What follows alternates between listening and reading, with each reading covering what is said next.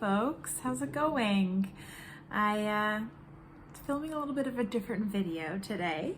Welcome if you're new, welcome back if you're coming back. My name is Crystal. I am your friendly nurse in the north, and today I thought I would do a video, like I said, a little off-brand for me, I guess. I often do subscription unboxings and things like that, but I thought today it would be fun to film a story time. So buckle in, grab yourself a drink. I have the world's most watered down iced coffee. Let me tell you a little story about me dealing with a big fancy Canadian brand and having lackluster results, to say the least.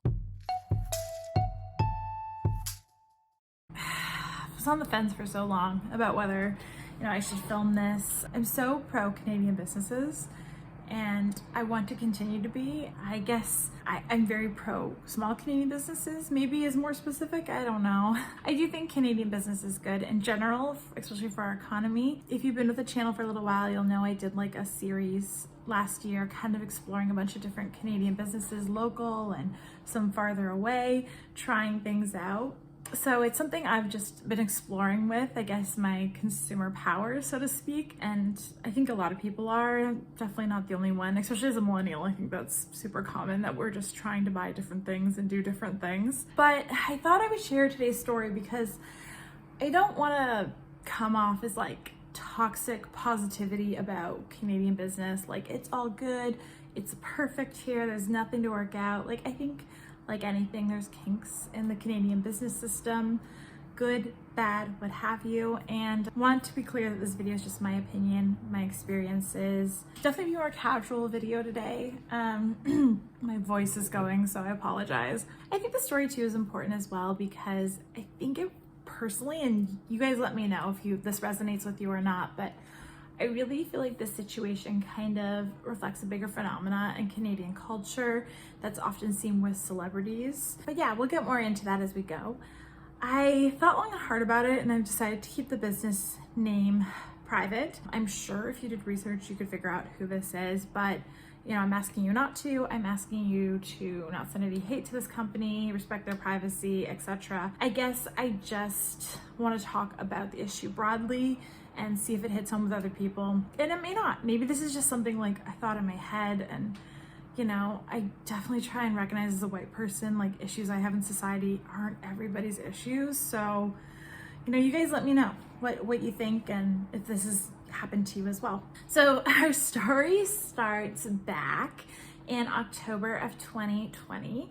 My family does a Christmas draw. I don't know if this is common or not, but instead of buying gifts for every single person, we pick names out of a hat, and I got my sister, one of my sisters, and she said to me, I know exactly what I want. I want this sweater from this Canadian label, and that's what I'm gonna call the company, a label, because I think that's like best represents how they see themselves and the products they make. So this Canadian label, and I was like, oh, I've never heard of them, that's really cool. And she's like, yeah, they've gotten really big lately and I really love their stuff. And I think she knew too, like, I've kind of been on this kick for Canadian businesses, so I was more than happy to buy her that Christmas gift. And honestly, I would have bought it from any country, but it was cool that she asked for a Canadian thing. I looked into the item that she had wanted to get, and I actually really liked it myself. I was like, oh, if this comes and it's nice, I'm gonna buy one for myself. And I had another friend that I thought she would love it. It was because it had like a medical connotation, like the design on the shirt. So I was like, oh, that's cute. So I looked into the company, and I realized pretty quickly that it was a Canadian company, but they had gotten big. So they had grown and they had went internationally. They had relocated to LA, which is congrats, like, big deal. Like, they made it in the American market, so to speak. They're moved their headquarters from, I'm gonna say the city they're from Toronto to LA. I was glad I looked that up because I was like, oh, okay, yeah, the shipping for that's gonna take a lot longer than I thought. Like, it's not just coming in country. I placed the order at November 13th. I remember being like, I need to place this order early before Black Friday because Canada Post was basically saying everybody's gonna ship lots of stuff this holiday season due to COVID, so you need to send stuff early. And I knew by the time it got to me, I had to reship it to my sister. I wanted to like put it in a gift box and throw in some other items I had got for her. I ordered it for Black Friday, did not get the Black Friday deal as a result, which is fine. I also feel this company is very upfront that they make things to order, so I kind of accounted for that. So I figured it would take about 2 to 3 weeks to get here. In hindsight, it looked like the order shipped November 16th from the United States or from LA. So it did leave. December 9th, I don't know what it was about that day, but I was like, I haven't got this item. I've got all my other Christmas items. I need to figure out where it is in the system. So almost a month later. And I took the code they had given me, the tracking code. Wow, super technological terms here. The tracking code, and I put it in to the DHL website, which I will throw an aside in a minute here. But essentially the DHL website came up, you know, item not found. And I'll actually read out what I have here. The one thing that's nice about me telling this story too, like I feel pretty confident that all my dates are accurate because one, I keep a journal, and two, I have like most of the emails from this exchange. Just if you're wondering like, how does she remember all this? I don't. I have a journal and I have some other things that I keep in order, I guess, so to speak. I like to keep a lot of my emails, which I mean, I'm sure we all do, don't we? Put the tracking number in, and the DHL, it said, unfortunately, the tracking number you provided cannot be located. Please verify the accuracy of your tracking number. In the event of a tracking number does not provide results within the next 2 days, contact your merchant. I was like, this isn't right. I just didn't even wait the 2 days. That day, December 9th, I reached out to the company, the label, and oh my gosh, this is a little bit dramatic in hindsight. My like tagline was like, help, like, okay. I should have been like, query, like item may be lost or something. Anyway, whatever. I reached out to customer service. They're probably like, oh, this girl, this Karen's lost her package. So I heard back from them on December 10th, and they're just like, we're looking into this, and I will read you. You know, I should just bring all these emails up. Wow. Crazy organized. Okay, I'm gonna read my emails out. So yeah, this is the one I sent with the help in the title, which, oh my God, I don't know what I was thinking. I just think I was like panicked or something. Cause you know, I do like to get people their Christmas gifts. I know that sounds so dumb, and it's just a day. Like honestly, my family is usually pretty chill too about that stuff. They're like, it's just a day, you know, we can do this any other day, which I love that attitude. And we generally are all on board with that, but I don't know why. I just was like, I guess with COVID, I just wanted her to have the item. Anyway, this is the email I sent.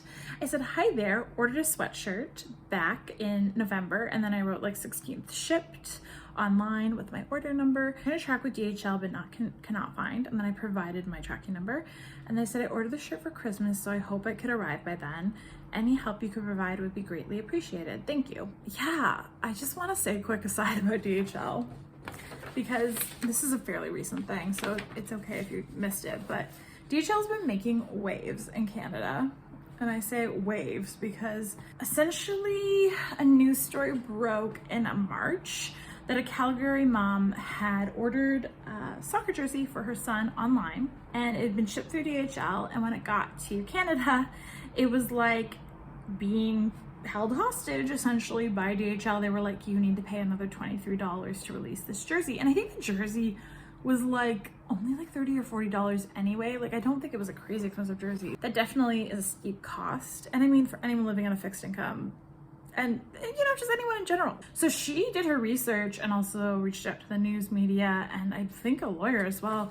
And she found out that this fee was like essentially a DHL processing fee, allegedly a DHL processing fee, you know, wasn't truly needed. And she found out that if you went to like the Transportation Board of Canada, you could like bypass that fee essentially from DHL. That's horrible that they're like, anyway. So when that news broke, of course, a whole other onslaught of people came forth, and I can even say myself, I have paid, I know exactly what she's talking about. It's like often framed as like a customs fee. Last summer, I ordered from xoxo, which is an Australian company, like an entire summer wardrobe, and it was like, I think 9 pieces, and I had to pay DHL $100 to release it. And it was sucky, and I actually ended up returning a lot of the items, just so you know, like I don't promote xoxo. I saw so many influencers supporting it last year and I tried it. It's bad quality. Everything just like fell apart. Anyway, that's an aside. xoxo sucks. It's not very nice. But DHL and xoxo, problematic. Globe and Mail, like lots of the major news sources in Canada have covered this DHL issue. And one article I found read, court documents claim that DHL led customers to believe that the fees they must pay once a parcel arrives from and out of country are government and import and tax fees, which I thought too. Like I thought they were a customs fee, and I thought they were just kind of like poorly enforced because you didn't always have to pay them. There is talk in the wings of starting lawsuit, like a class action lawsuit against DHL in Canada. I did some research on the company, and it's based in Germany and it's the world's largest shipping company. So I'm sure they're just like, we don't care because we made of money from all directions, which that must be nice. And I'll get into why I think that's problematic in the overall stretch of this story, but just keep in mind, like they use DHL as their shippers. So the email I got back from the company, the label, and I think the wording here is important to get right. They said, thanks for bringing this to my attention. Let us look into this and get back to you ASAP. ASAP to me, I don't know what it means to you in your industry. I mean, obviously in healthcare, it means like 2 days ago, but ASAP in I think most business situations, and like I don't know because I don't work in business, but I would say like 24 to 48 hours. And I did make it clear in the first email that I was looking for it for Christmas. So I wrote back saying thanks very much on December 11th, and then I let the next couple days go by. December 14th, I reached back out. I just said, hi again, just following up on my previous email. Any developments, ? I am totally fine with a refund if the package is not in transit towards me.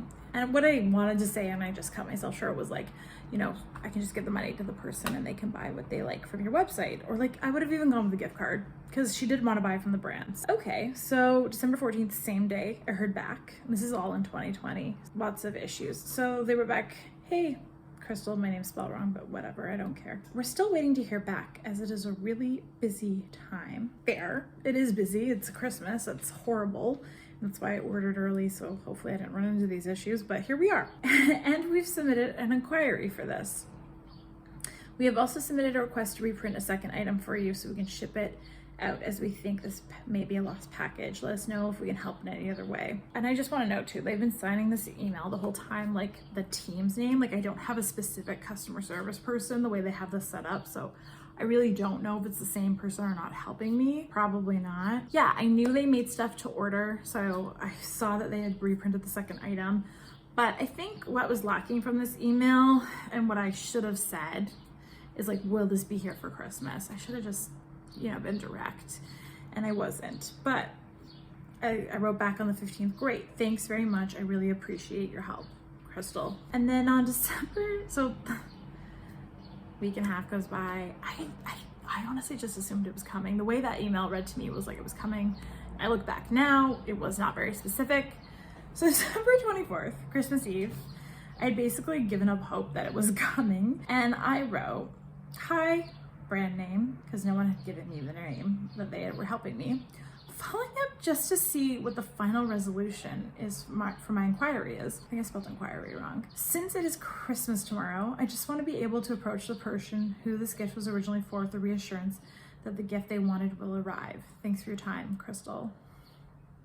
And I mean, it's not that I had nothing for this person. I actually sent like a gift pack with like, I think I sent her like a scrunchie and some face masks and things like that. But I literally, the only thing she asked me for, I didn't have. Yes, it was just one item, but it was kind of an expensive item. This was almost a $70 sweatshirt. Just to kind of give you an idea, like it's not like I was emailing about a $15, $20 shirt, it was like, my family goes for like a big cut because we're just doing one gift for one person. So I think our cutoff was like 75 or something like that this year, something. So it was a substantial gift. And yeah, I did also just kind of let my sister know as we were going through this process, like the shirt didn't arrive. Like I swear I ordered it early. I was an idiot about it when I look back. I should have just been like, what exactly is happening? But, I also kind of felt for the company because it wasn't really them that lost the item. It was DHL that lost the item. So that sucks. And like, that's no one's fault really that's involved. December 24th, they wrote back right away, which great, they were in the office that day. They wrote, "Hey Crystal, so sorry for the confusion here. We did contact you from our store, but sometimes it goes to junk mail." I never got an email from them. I checked my junk mail, I checked my spam, I checked like deleted in case I just deleted it. Like I looked everywhere. There was no email from them to cyberspace if they did send one, but I don't think they sent one. "We have a reprint on order as it seems this has been lost in the mail completely." Great. Great, glad we confirmed that 2 weeks later. "Replacement will be shipping out likely early next week. Sorry for the confusion here and any inconvenience." So that was nice. "Thank you for being so understanding. The gift will certainly arrive with the reshipment." It was sometime next week. So that would have put it between December 28th and January 1st arrival, which is a short window. And again, mail is still busy. But I was like, okay, I have a date, I have a time.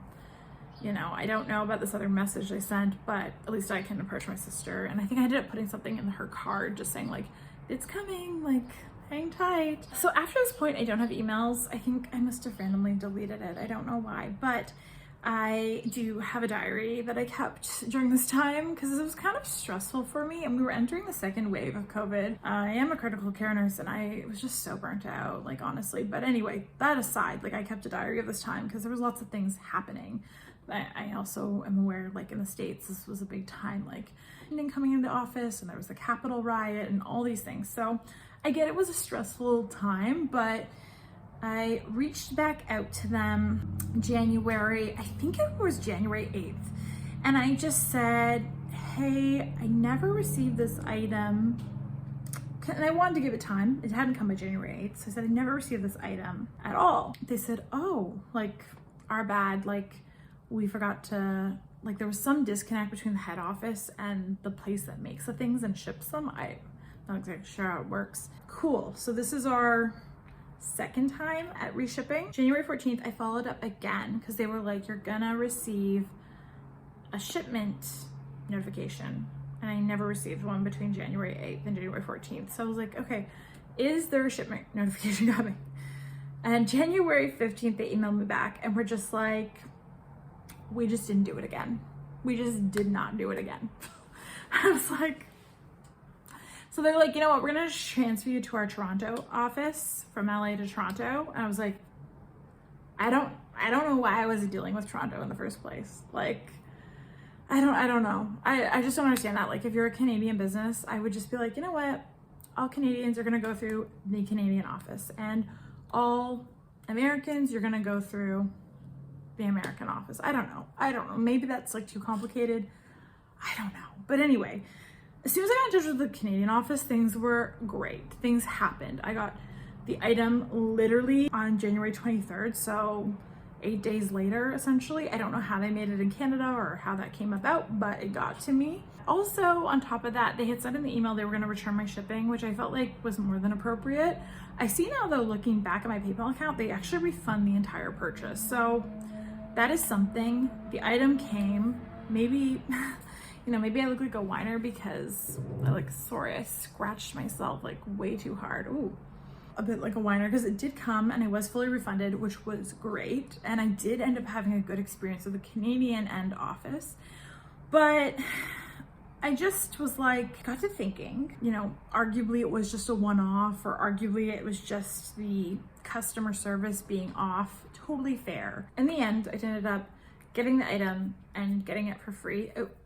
It wasn't communicated to me in the email. It took 3 reshipment attempts, which, I mean, isn't the end of the world. You know, maybe the shipment company is really to blame here. I just really want to talk about this because I do think sometimes when Canadian companies go from the Canadian market to like the international, especially the US, things can change. And I think this is most noticeable with like even celebrities.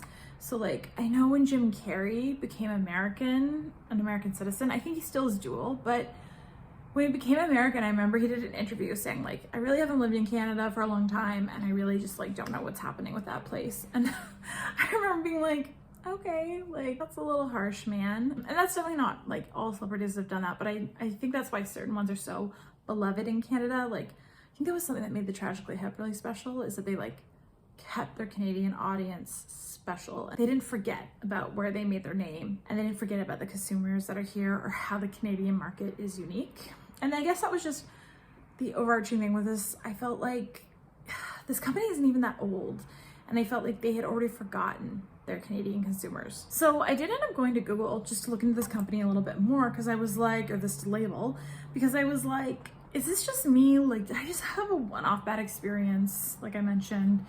And I don't know, to be honest. Hey you guys, the rest of this video really focuses around the research I did on this company, and I do think I did find some problematic things, both related and not related to my experience with the company. To know that, you know, maybe the company won't be fairly covered in the news going forward, maybe the company, a founder that is a little bit problematic at the top, or is maybe not as self-aware as they could be. And I really just wanted to share this information because I did, you know, look into why maybe this is happening, or why maybe this company's falling short, just because I really wanted answers. And like I said, my experience was so unusual with this company as compared to other Canadian businesses. The Google reviews for this company are interesting because the most recent one is from 6 months ago and it was positive. I'm just saying there's not like super recent ones. The one most recent after that review is from 11 months ago. I just want to read it to you because I feel like it's really weirdly worded, if I'm being honest. It kind of sounds like it's a complaint, but also doesn't. It says, "This shop has great response times to issues and will handle them with professionalism." So that's positive. Also, it seemed as though it is the owner who handles the issues. It's good to see an owner who can handle not only the shop, but also customer care and do it so well. We'll definitely be rewarding masks after they are in stock, and will be more patient and vigilant with everything listed for the order. Like, that's a weird review to me in the sense that are they saying like us as a consumer needs to take more time being vigilant to the issues in the store? Because I mean, arguably the store, if they're doing a good job, you should just feel like you have a good customer service experience. I don't know what that one says. May 25th though, on Facebook, I saw that this company got a review from someone whose experience almost mirrors mine to a T. May 25th, 12:05 p.m. So it says, "If you're reading this during lockdown and considering placing an order on this label's name website, just don't. It took them 6 weeks to mail me my package, which came from California. The shipping company dumped it at a Canada Post location, and then I had to pay $30 in customs, which was absolutely no mention of during the checkout process." So I'm assuming still using DHL based on that comment alone, that she had to pay customs, which is horrible. I'm so sorry you had to pay customs. That's crazy. I've contacted customer service a few times, and they tried to guilt me for asking where my package was, saying, "What do you expect during COVID?" I expect that when I pay $150 for your clothes, I get them in less than a month, especially when you advertise yourself as a Toronto company. I think that really encapsulates my experience. And that's another reason why I wanted to bring it forward, is like, I felt like the customer service was really poor. I wish I kept those last emails, because I felt like they sent me emails just being like, "We're so busy at Christmas, like we can't keep track of this stuff." And it's like, okay, like I get you're busy, but I don't know if you can like make a list or like flag my email. I don't know. I just feel like I initiated all the follow-ups in the customer service chain, which is frustrating to say the least. I think as soon as I said that item was missing from DHL, it should just been like, okay, we're reshipping it. I don't know. That's just me. Or when I asked for a refund, and I know I asked for a refund at least 2 times. Once in the initial, I said like I would be willing to take a refund if it's not in transit, or I believe on January 8th, I also asked for a refund, and none of those times it was like honored until they forgot again. As soon as there's an issue, maybe just give the person their money back and just be like, yeah, we're gonna part ways, you know? I don't know. That's just good customer service. Like, I work in a hospital setting, and I know customer service there isn't the exact same as business, but you know, when someone has a problem and they're asking for specific things, you sort out what they want to resolve the issue, because the issue's through their eyes, right? It's not your eyes as a company. Further Google research, I saw there was like a lot of really positive pieces on this company, like lots of, you know, this company is, and I think I wrote down, there was like tons of tag words, like they're diverse, they're gender neutral, they're supporting this, they're supporting that. Like lots of very positive things was in the media about this company. And I noticed a lot of those messages were coming from the company head. I really feel like the Canadian media has done them a solid, to be honest. Like, I feel like everything was super complimentary about them. Hey everyone, Editing Crystal here. I did a bad job of explaining this next part, but essentially I wanted to just say all of these pieces of journalism that are very positive towards this company. I just wonder if they're a little bit problematic because the company released in 2020 that they would be doing an exclusive project with journalism, and it just made me kind of wonder, like, how objectively can the news cover this company if they're, you know, working on projects with them, fundraising together for journalism? Like, it just kind of seems like a little conflict of interest for future pieces, but just a thought. Most recently, they've had like a collab with the Canadian Journalism Society, so like maybe the news coverage of them is like when a company starts working with the Canadian National Journalism Society, like I'm sure you're gonna get lots of positive media news coverage. I'm just throwing that out there.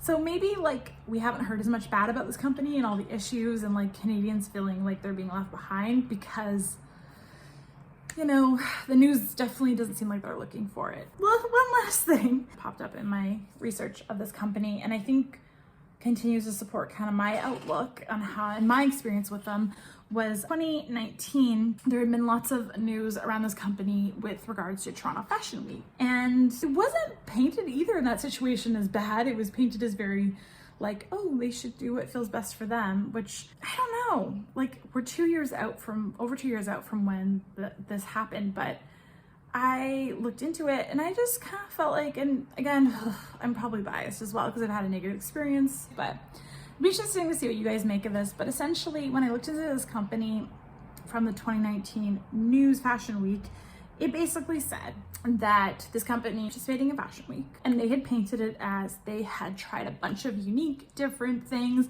They had worked incredibly hard. They had put in a ton of effort, a ton of time, and they didn't feel like those things were being honored by Fashion Week. So they were not going to be doing it as a result. Hey guys, so I thought I would just give a little more context of what was said in this letter about why this company label was not doing Fashion Week in 2019, and maybe just explain more why I think it's a little bit troublesome. First of all, the CEO founder who wrote the letter opens up by just saying, we have done all these groundbreaking things in fashion in Canada, and even though they haven't been recognized at all by the media, they are extremely important. For example, she writes, unfortunately, there was zero attention surrounding a statement that was made at one of our shows, positive or negative. Basically saying media has let us down, which I would argue the opposite. The media looks like they've covered her brand quite a bit and in a very positive way. There is an extreme undertone of frustration throughout this entire letter. Another message in the letter that's pretty prominent is Canada doesn't care about fashion.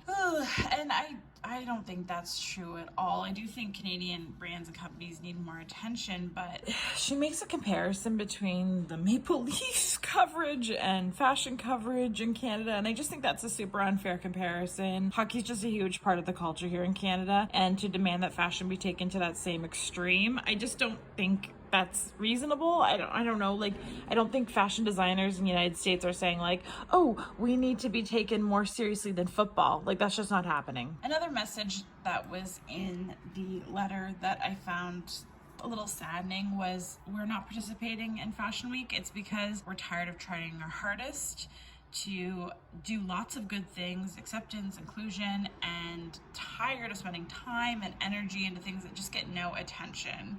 And people are just not doing enough to recognize that we really haven't made it. Yeah, I'm in a Starbucks ad. Yeah, I'm on CTV, but the sales aren't going up. We're not noticed as much as we should be.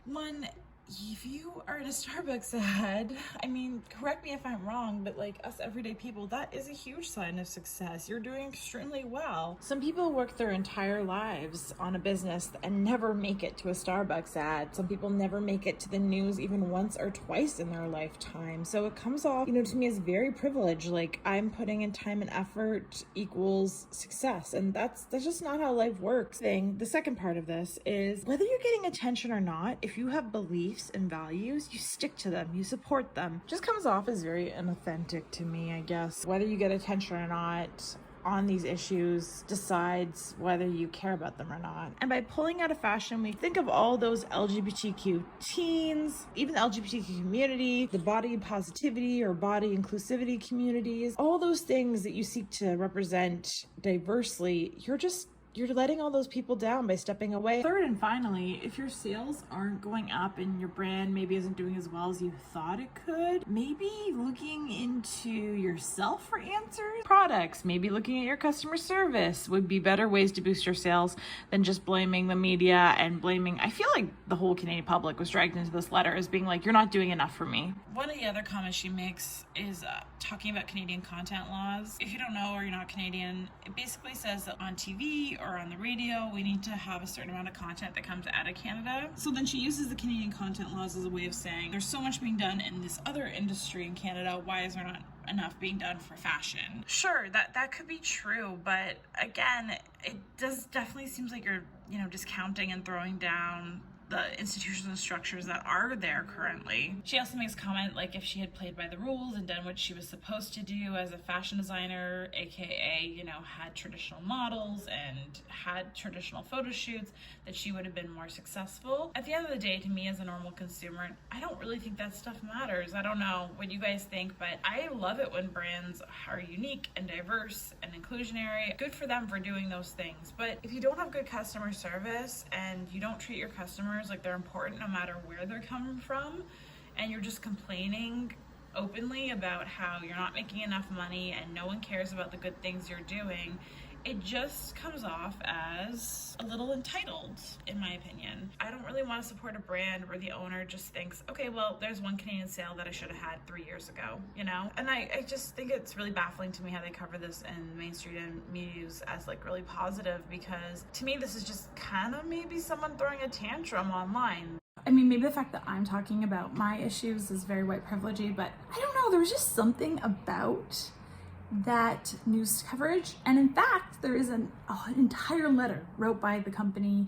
label founder that's still on their company website that outlines their decision not to go to Fashion Week. And I don't know, I read it in entirety, and it does acknowledge like privilege. Founder does say like, I've had some things handed to me, but I think the overarching message is like, Canada hasn't made us feel like they care enough about us, so we're gonna just step away. Editing Crystal here. I did a little more research and I feel kind of comfortable saying that I feel like what this letter represents in a lot of ways, to me anyway, is white saviorism. And I'm not saying I'm not guilty of white saviorism. I think a lot of people are, and a lot of people with different backgrounds even have been attributed to white saviorism. But I do really feel like this letter speaks to the fact that the writer, the founder, feels like they are kind of doing all these acts of charity. They're not getting recognized for them. And that is common with white saviorism. You don't really make a long-term impact because the actions are almost disconnected from the actual situation. I don't know what you guys think, but I just kind of wonder, the fact that this letter is still available online and the founder still kind of stands by this type of letter, especially after everything with Black Lives Matter in the last year and all the movements for change, just makes me wonder if that founder has a lack of self-awareness. It truthfully is problematic in my mind. Something that we've talked about in nursing when I was doing my master's often, and it was the idea that white saviorism is tied to like this cycle of like, I want to help, I want to make everything better, everything's gonna be better, and then as soon as it doesn't work, it's like, I'm completely out of here, I'm going to another cause, my efforts are too valuable to be wasted on this thing that's not working, and the contributions just completely stop. And that was kind of the vibe I got from this letter, to be honest with you. I think it speaks volumes to my experience because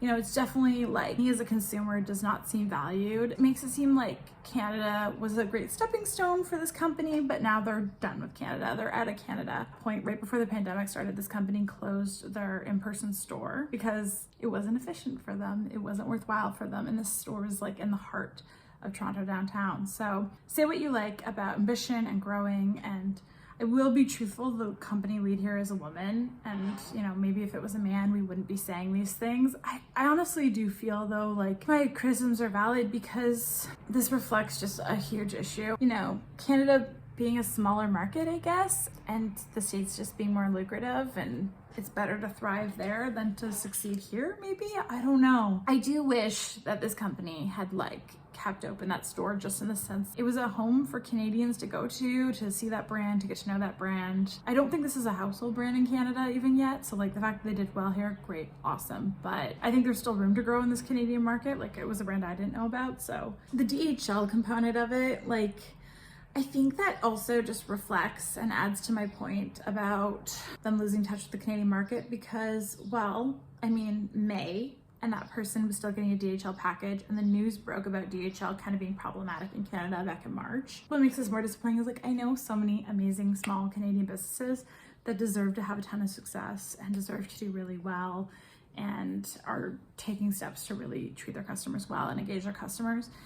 And then when you see someone who's got successful kind of take it for granted maybe, and kind of step back from the things that make it Canadian and make it successful in Canada in the first place, it's just really disappointing. And I just kind of wonder, like, you know, if you guys agree with this outlook, if you've had this experience yourself with a favorite Canadian brand that's got big and then it's kind of changed its attitude towards Canadians and the Canadian market. Yeah, maybe I'm just talking to the void.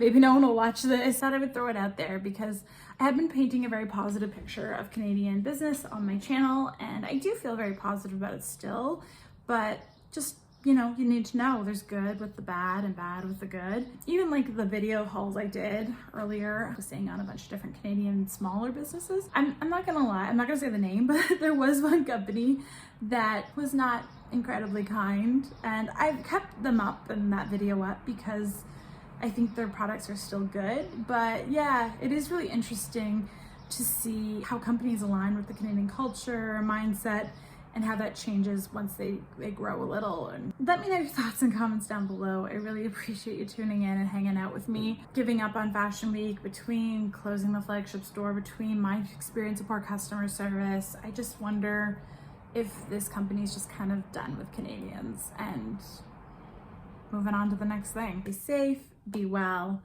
and help each other if you can. Take care.